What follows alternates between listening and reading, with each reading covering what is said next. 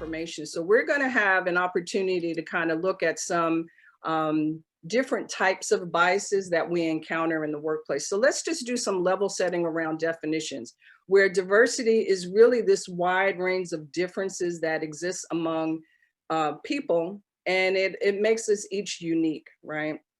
We all have our background and our knowledge and our experiences and how we were raised. We were just talking about, you know, living in New Jersey compared to living in California. All of these different experiences go into making us who we are. Inclusion is really around having an awareness and a respect for the differences that people bring. And inclusion also making people feel valued for his or her abilities. So think of a mix. Think of a nut kind of mix where you've got diversity is all of these different nuts that are in this mix, and inclusion is your kind of, you know, you've got different colors and textures and all of that into this little nut mix. When you have diversity and inclusion, you've got these different perspectives, you've got these different viewpoints, and you're also leveraging to create better outcomes. So you're, you know, really, if you're kind of using that mixed sort of scenario, you're really kind of getting the most out of that.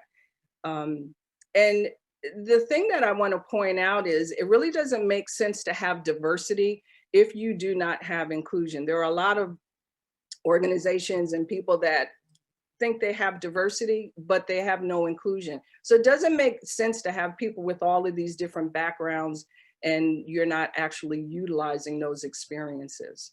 We're going to also spend a significant time talking about implicit biases, and those are the stereotypes that we have. Those are the unconscious biases that we have that really affect our attitudes, affect our feelings, affect how we view one another on an unconscious level.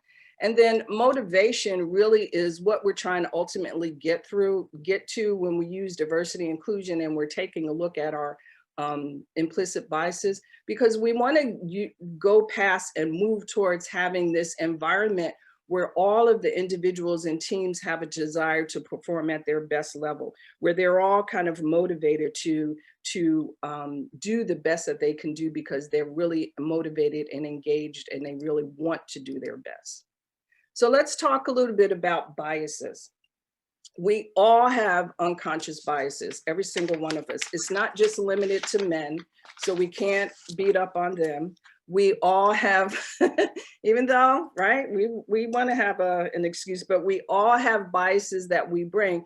And our brains take in a lot of information. So we need to have a way of synthesizing that information so we come up with these stereotypes, right?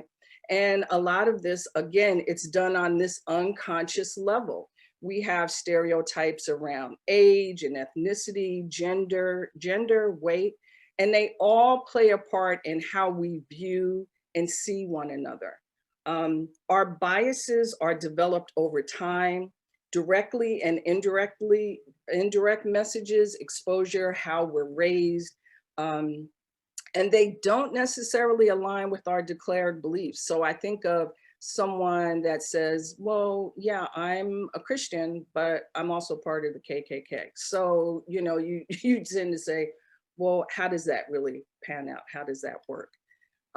You're not always able to change your biases by just being self-aware.